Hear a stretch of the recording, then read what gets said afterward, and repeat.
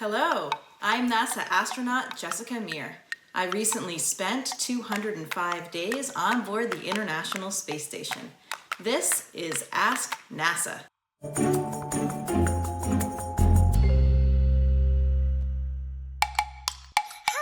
my name is Sana.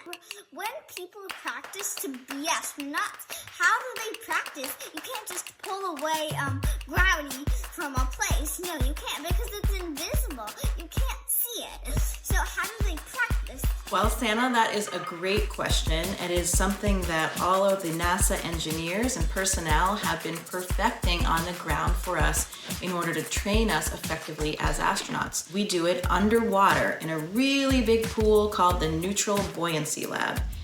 Underwater, we can mimic some of those effects. We can maintain what we call neutral buoyancy, where we don't float up and we don't sink down. We also have an entire replica of the International Space Station where we can learn and train in the inside of the space station.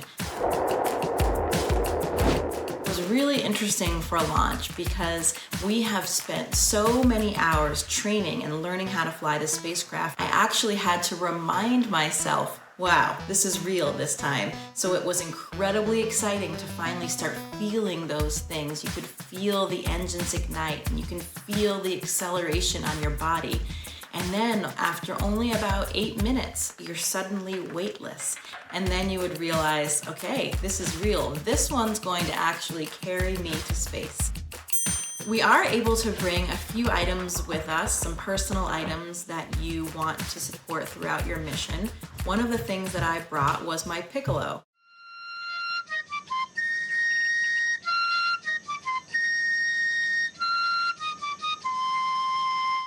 I also flew my panda bear, Pandemonium, who has been with me since I was 6 years old. He's been to the Antarctic, he's been traveling all around the planet, and now he's also been to space. So for me, my schedule, I was able to maintain about the same number of hours. Some people sleep much better in space than they do on Earth because they don't have things like sore knees or backs. Without gravity pushing down on you, what we have is a sleeping bag, and we have that up against one of the walls, and it's strapped to one of the walls so that you can kind of keep yourself in position. I would zip myself in the sleeping bag, and I also had a little belt that I wrapped around the middle, and I could put my arms down and try to keep them down sometimes. Sometimes I actually slept with my arms up over my head like that. Usually people like to secure themselves a little bit so you're not just kind of free floating everywhere and then kind of waking yourself up. Just like everything else, going to the bathroom in space is something that you have to get used to. One of the best things is to get training from all of your crewmates that have already been up there and already used to using everything like the toilet. And how that works, we actually use like a vacuum system. So imagine if you have a vacuum cleaner and you're sucking things down. We turn on a big fan, and so that's pulling everything down into the toilet. We have a long funnel that we use to collect all of the urine. And then there's another seat that you can sit on, again, with that fan pulling things through to collect everything and keep it contained, which of course is the most important part on the space station. You don't want to have everything floating around.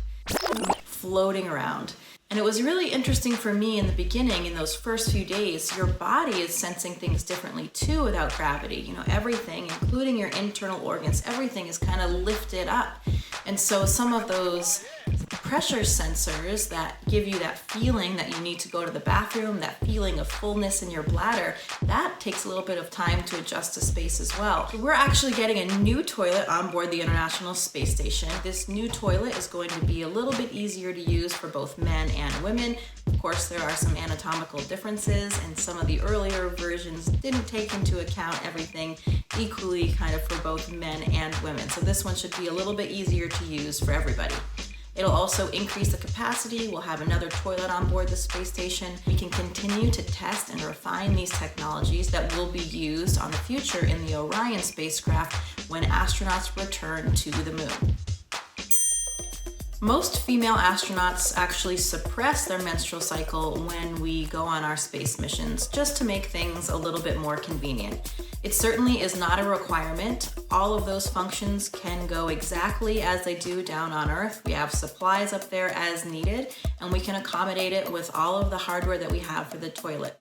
to wash our hair, we take a drink bag, just like the normal drink bags we use. So I'll get my hair nice and wet, and you have to just take that water and get it touch right up to your hair so that it sticks under your hair, and then you'll rinse it all around, apply your shampoo, rinse it again, and then towel it off. It's pretty similar to washing your hair on the ground.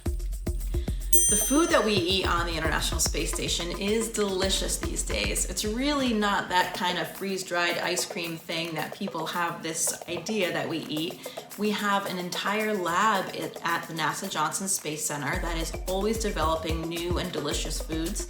And I was even a subject for an experiment up there called food physiology, where I had a whole different kind of menu. Things like more fishes, higher omega-3s, more lycopene, more vegetables. I would say the only thing that is lacking as sort of a foodie here on Earth is the presentation.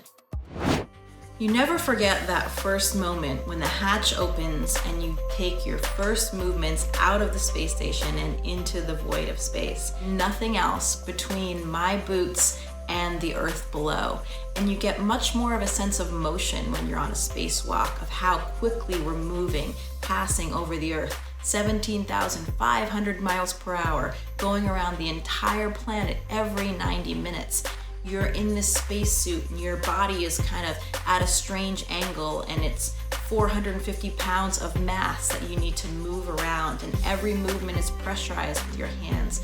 Every once in a while, though, you do need to remind yourself just to take a moment and enjoy what you're doing. Appreciate it. Christina and I both felt so privileged to have had any type of role in that historic event.